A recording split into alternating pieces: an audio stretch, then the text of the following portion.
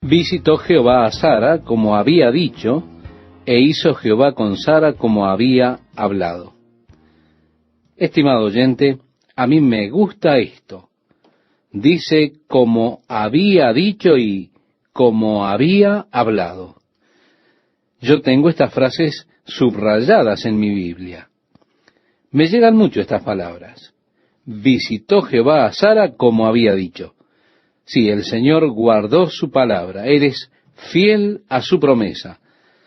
Tal vez Él no responda tan rápido como nosotros quisiéramos. Pero Jehová vino a Sara como lo había dicho y lo hizo como lo había hablado. Y Sara concibió y dio a Abraham un hijo en su vejez en el tiempo que Dios le había dicho. Y llamó a Abraham el nombre de su hijo que le nació, que le dio a luz Sara, Isaac. Como decía Esteban, Isaac significa risa. Ciertamente es el nombre adecuado para su hijo porque la primera vez que Dios dijo, le daré a Sara un hijo, Abraham se rió. Luego, cuando el ángel del Señor vino a Abraham y le dijo, Sara, tu mujer, tendrá un hijo, ella estaba de pie a la puerta de la tienda escuchando, y cuando escuchó esto, se rió. Así que encaja muy bien que el niño fuera llamado Risa cuando nació. Continuando la lectura, nos dice, y circuncidó a Abraham a su hijo Isaac de 8 días, como Dios le había mandado. Y era Abraham de 100 años cuando nació Isaac su hijo. Entonces dijo Sara, Dios me ha hecho reír, y cualquiera que lo oyere se reirá conmigo. Y añadió, ¿quién dijera a Abraham que Sara habría de dar de mamar a hijos? Pues le he dado un hijo en su vejez. Y creció el niño, y fue destetado, e hizo a Abraham gran banquete el día que fue destetado Isaac. ¿Se da cuenta? Este niño fue uno de los más mimados que hubo. Llegó un varón, después de haber esperado tanto tiempo. Y vio Sara que el hijo de Agar, la egipcia, el cual ésta le había dado a luz a Abraham, se burlaba de su hijo Isaac. Continúa así nuestra lectura. A estas alturas, Ismael era un adolescente, de unos 13 o 14 años, y él se burlaba. Él miraba con desprecio a este medio hermano suyo, que era Isaac, y Sara vio su actitud, su desprecio. Por tanto, dijo a Abraham, echa a esta sierva y a su hijo, porque el hijo de esta sierva no ha de heredar con Isaac mi hijo. Este dicho pareció grave en gran manera a Abraham a causa de su hijo. Sí, Abraham se quebrantó. Él amaba a Ismael, y esta situación realmente lo hirió en lo profundo. Entonces dijo Dios a Abraham, no te parezca grave a causa del muchacho y de tu sierva. En todo lo que te dijere Sara, oye su voz, porque en Isaac te será llamada descendencia. Así que Dios le está diciendo a Abraham, escucha, a tu esposa expulsa a la sierva. Y también del hijo de la sierva haré una nación, le dijo Dios, porque es tu descendiente. Entonces Abraham se levantó muy de mañana, y tomó pan y un odre de agua, y lo dio a Agar, poniéndolo sobre su hombro, y le entregó el muchacho, y la despidió. Y ella salió, y anduvo errante por el desierto de Beerseba. Ahora, no era mucho lo que le daban, ¿verdad? Un odre de agua y un poco de pan, y así la enviaron al desierto, y dice, y ella salió y anduvo errante por el desierto de Beerseba. Evidentemente, ella estaba intentando volver a Egipto, pero perdió el rumbo de su camino. Pronto se quedó sin agua. Y debido a la falta de agua, su hijo estaba débil. Agar lo puso debajo de un arbusto. Y nos dice la Biblia, y se fue y se sentó enfrente a distancia de un tiro de arco, porque decía, no veré cuando el muchacho muera. Y cuando ella se sentó enfrente, el muchacho alzó su voz y lloró. Y oyó Dios la voz del muchacho. Así que evidentemente Ismael también estaba orando a Dios mientras ella estaba allí debajo del arbusto. Y el ángel de Dios llamó a Agar desde el cielo y le dijo, ¿qué tienes, Agar? No temas, porque Dios ha oído la voz del muchacho en donde está. Levántate, alza al muchacho y sosténlo con tu mano, porque yo haré de él una gran nación. Entonces Dios le abrió los ojos y vio una fuente de agua, y fue y llenó el odre de agua y dio de beber al muchacho. Y Dios estaba con el muchacho, y creció, y habitó en el desierto, y fue tirador de arco. Y habitó en el desierto de Parán, y su madre le tomó mujer de la tierra de Egipto. Y así Ismael se convirtió en el padre de los árabes. Y es por esto que actualmente los árabes y los israelitas están unidos a través de Abraham. Y hasta el día de hoy existe un desacuerdo entre ambos. Continuamos leyendo, estimado oyente, y nos dice, aconteció en aquel mismo tiempo que habló Abimelech y Ficol, príncipe de su ejército, a Abraham, diciendo, Dios está contigo en todo cuanto haces. Ahora pues, júrame aquí por Dios que no faltarás a mí, ni a mi hijo, ni a mi nieto, sino que conforme a la bondad que yo hice contigo, harás tú conmigo, y con la tierra en donde has morado. Y respondió Abraham, yo juraré. Sí, Abimelech reconoció que la mano de Dios, su bendición y su prosperidad estaban sobre Abraham. Y comenzó a tener un poco de temor.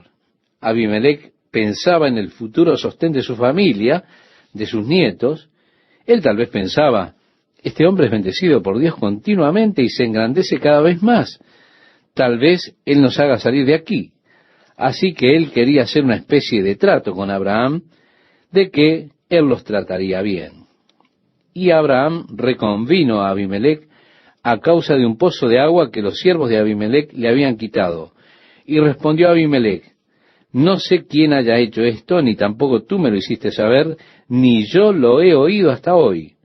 Y tomó Abraham ovejas y vacas, y dio a Abimelech, e hicieron ambos pacto. Entonces puso Abraham 7 corderas de rebaño aparte. Y dijo Abimelech a Abraham, ¿qué significan estas 7 corderas que has puesto aparte? Y él respondió, que estas 7 corderas tomarás de mi mano para que me sirvan de testimonio de que yo cavé este pozo. Por esto llamó a aquel lugar Beerseba, o pozo del juramento. Y se levantó Abimelech y Ficol, príncipe de su ejército, y volvieron a tierra de los filisteos. Y plantó Abraham un árbol tamarisco en Beerseba, e invocó allí el nombre de Jehová, Dios eterno.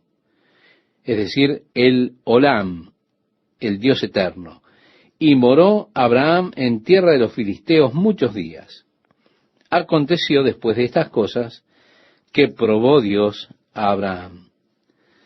Como leemos en el Nuevo Testamento, cuando alguno es tentado, no diga que es tentado de parte de Dios, porque Dios no puede ser tentado por el mal, ni Él tienta a nadie. Las tentaciones al mal provienen de nuestra propia carne, la lujuria de nuestra propia carne. Dios nos prueba. Jesús pasó por grandes pruebas, y Él aprendió la obediencia por medio de estas cosas que sufrió. Nosotros como cristianos también experimentamos pruebas. Pero, estimado oyente, el propósito de las pruebas es variado. No suceden con un solo propósito, ni son simplemente para hacernos fallar. Muchas veces ocurren para probar cuánto sabemos, cuánto hemos avanzado en nuestro conocimiento, en nuestro desarrollo. Y así como cristianos somos probados. No por el mal en sí, pero Dios me prueba muchas veces. Y Dios en esta oportunidad estaba probando a Abraham. Y le dijo, Abraham, y él respondió, heme aquí. Y dijo, toma ahora tu hijo, tu único Isaac, a quien amas, y vete a tierra de Moriah. Esta es la primera vez que la palabra amor es usada en la Biblia. Y es interesante que no es usada para el amor de una madre hacia su hijo, o para el amor de un esposo hacia su esposa, sino que es usada por el amor de un padre hacia su hijo, como el amor más grande, porque tenemos una imagen aquí del amor del Padre Celestial hacia su único Hijo engendrado. Esa relación existe entre el Padre y el Hijo. Él le dijo a Abraham: toma ahora tu hijo, tu único. Ahora, espere un momento. Acabamos de ver que Ismael fue enviado lejos. Él era hijo de Abraham a través de su sierva Agar. Dios ni siquiera lo reconoce. ¿Por qué? Porque Agar fue el producto de la carne, y Dios no reconoce el trabajo de la carne. Jesús dijo: muchos me dirán en aquel día: Señor, Señor, ¿no profetizamos en tu nombre? ¿Y en tu nombre echamos fuera demonios? ¿Y en tu nombre hicimos muchos milagros? Y entonces les declararé: nunca os conocí, apartaos de mí, hacedores de maldad. ¿Por qué? Porque esos eran trabajos hechos en la carne. No eran en el Espíritu realmente. No eran dirigidos y guiados por el Espíritu Santo. Hay muchos trabajos que hemos hecho para Dios, pero que no son reconocidos por Él, porque son obras de la carne. Muchas de las cosas que hacemos por Dios, las hacemos para nuestra propia gloria y honor, para nuestro propio beneficio, para nuestro reconocimiento. Y Dios no reconoce las obras de la carne. Esto significa que muchas personas van a ser rechazadas. ¿Por qué? Y porque la motivación detrás de su trabajo o servicio para Dios estaba mal. Es algo trágico que muchas veces somos motivados por ministros o por pastores a hacer trabajos en la carne. Y quiero comentarle algo. Yo estaba en una conferencia en la denominación en la que servía por un tiempo al Señor, donde el supervisor se puso delante de los ministros y dijo: nosotros sabemos que motivar a las personas a través de la competición, eso es carnal, pero es hora de que afrontemos que la mayoría de las personas a las que ministramos son carnales, y por eso debemos usar motivaciones carnales. Así que vamos a tener una gran competencia en la cual queremos que cada uno de ustedes, pastores, desafíen a otro pastor y su iglesia para una competencia de asistencias. Y entonces uno de sus compañeros, todo previamente arreglado, por supuesto, se levantó y dijo: maravilloso, yo apoyo la idea, llevándolos así hacia un frenesí. El superintendente dijo: los que estén a favor, pónganse de pie. Y todos se levantaron, excepto yo. Así que luego de la reunión, el superintendente me llamó y comenzó a hablarme sobre la rebelión y la cooperación y cosas por el estilo. Yo le dije: bueno, déjeme decirle que yo estoy en un dilema sobre esto, porque cuando usted introdujo todo el tema de la competición, usted mismo admitió que esto era una motivación carnal y que teníamos que reconocer que nuestra gente es carnal. Por lo tanto, debemos usar motivaciones carnales. Yo le dije: yo no creo estar de acuerdo con esto. No creo que debamos bajar a ese nivel, sino que debemos buscar estar en un nivel más elevado y llevar a los demás a ese nivel, al nivel más alto de relacionamiento, donde ellos no necesiten motivaciones carnales. Y le dije: lo que más me molestó es que usted siguió adelante, afirmó la moción de competencia entre las congregaciones, llevando a los ministros a competir. Así que usted debe asumir que todos los ministros también son carnales. También le dije: yo admito que soy más carnal de lo que quisiera ser, pero Dios sabe que no quiero la carnalidad. Quiero ser espiritual y andar en el Espíritu. Y así nos fuimos. Y yo estaba orando sobre este asunto diciendo: Dios, no quiero ser rebelde. Tú sabes que estoy buscando un caminar espiritual, una vida espiritual. Solo quiero caminar contigo, Señor. El Señor habló a mi corazón de una manera muy especial y me dio esta palabra: y el Señor añadía cada día a la iglesia los que habían de ser salvos. Yo dije: gracias, Señor, esto es todo lo que necesito. Bien, al final de este periodo de competencia, nosotros recibimos un interesante telegrama. Decía así: felicitaciones, su iglesia ha ganado el primer puesto en la división de clase A. Se hará una reunión colectiva de los dos distritos donde se les entregará un trofeo. Y tendrá 20 minutos en el programa para explicar todo lo que usted hizo para motivar a las personas. Bueno, yo tuve que escribirles desistiendo del trofeo y de esa posición, así que les dije, sería muy vergonzoso traer un trofeo. Las personas de nuestra iglesia nunca supieron que había un concurso. Pero el Señor añadía cada día a la iglesia los que habían de ser salvos.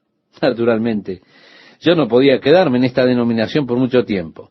Pero Dios no acepta los trabajos en la carne, ni siquiera los reconoce. Dios le dijo a Abraham: toma ahora tu hijo, tu único, Isaac. Dios ni siquiera reconoció a Ismael, el trabajo de la carne. Dios no reconoce, reitero, las acciones de nuestra carne. Y yo me alegro de que no lo haga. En la carne he hecho algunas cosas muy malas y estoy feliz de que Dios no las reconozca. Toma ahora tu único, tu hijo, tu único. Por supuesto, esto nos lleva al Nuevo Testamento, porque leemos en el Evangelio de Juan ese pasaje tan conocido del capítulo 3, versículo 16, porque de tal manera amó Dios al mundo que ha dado a su Hijo unigénito. Y usted solo puede entender el capítulo 22 de Génesis cuando lo compara con el Nuevo Testamento y vemos a Dios dando a su único Hijo, Jesucristo. Aquí Abraham es llamado a hacer lo que más adelante haría Dios, entregando a su Hijo, su único Hijo, en sacrificio. Dios le dijo a Abraham: toma ahora tu hijo, tu único Isaac, a quien amas, y vete a la tierra de Moriah y ofrécelo allí en holocausto sobre uno de los montes que yo te diré. Y Abraham se levantó muy de mañana, y enalbardó su asno, y tomó consigo 2 siervos suyos, y a Isaac su hijo, y cortó leña para el holocausto, y se levantó, y fue al lugar que Dios le dijo. Quiero que usted note la repetición de la palabra y. Es una forma de la gramática hebrea conocida como polisíndeton, que habla de una deliberada acción continua, en otras palabras, sin pausa. La inmediata obediencia a Dios. Y la implicación de este polisíndeton es que sus acciones son ahora deliberadas, voluntarias y continuas, es decir, no se detienen. No hay vacilación en obedecer a la orden de Dios. Y así continúa el relato al tercer día. Qué significativo, ¿verdad? Tercer día. Alzó Abraham sus ojos y vio el lugar de lejos. En la mente de Abraham, durante esos 3 días, Isaac estaba muerto. Pero aún así, de alguna forma, Abraham creía en la resurrección. El apóstol Pablo dice: os he enseñado lo que asimismo recibí, que Cristo murió por nuestros pecados conforme a las Escrituras, y que fue sepultado, y que resucitó al tercer día conforme a las Escrituras. Mire, yo puedo darle muchos pasajes en el Antiguo Testamento que hablan de la muerte de Jesucristo, pero ¿dónde en el Antiguo Testamento encontramos un pasaje que hable de su muerte y de su resurrección al tercer día? Aquí está. Ahora Abraham ofreció por fe a Isaac como un sacrificio ante Dios, creyendo que Dios, si fuera necesario, lo levantaría de la muerte para cumplir con su promesa, porque Dios le había dicho: en Isaac te será llamada descendencia. El capítulo 11 de Hebreos habla de la fe de Abraham en este contexto. Mire usted, Abraham tenía una promesa de Dios. La promesa de Dios era esta: a través de Isaac te será llamada descendencia. Ahora, Isaac a esta altura no tenía hijos, aún no se había casado. Pero Abraham sabía que la palabra de Dios habría de ser cumplida. Él confiaba plenamente en la palabra de Dios. Si Dios lo había dicho, Dios lo iba a hacer. Y teniendo esa confianza en que Dios guardaría su palabra, cuando Dios lo llama para que entregue a su hijo como sacrificio, él sabía que de alguna forma Isaac volvería de la muerte si fuera necesario para que se cumpliera la palabra de Dios que decía: en Isaac te será llamada descendencia. Y debido a esta promesa es que él obedeció al llamado de Dios de entregar a Isaac, su único hijo, como sacrificio en el monte que Dios le mostraría. Así que ellos hicieron juntos el altar, trajeron la madera y a los sirvientes, viajaron durante 3 días hasta llegar al lugar que Dios le mostró. Y ahora nuevamente en el versículo 5, el uso de esta forma gramática del hebreo, el polisíndeton, la repetición de y. Entonces dijo Abraham a sus siervos: esperad aquí con el asno, y yo y el muchacho iremos hasta allí y adoraremos, y volveremos a vosotros. Yo quiero que noten que dice: iremos hasta allí y adoraremos y volveremos. Abraham está declarando que Isaac habría de volver con él. Yo y el muchacho iremos hasta allí y adoraremos y volveremos. Confianza en la promesa de Dios de que a través de Isaac sería llamada su descendencia.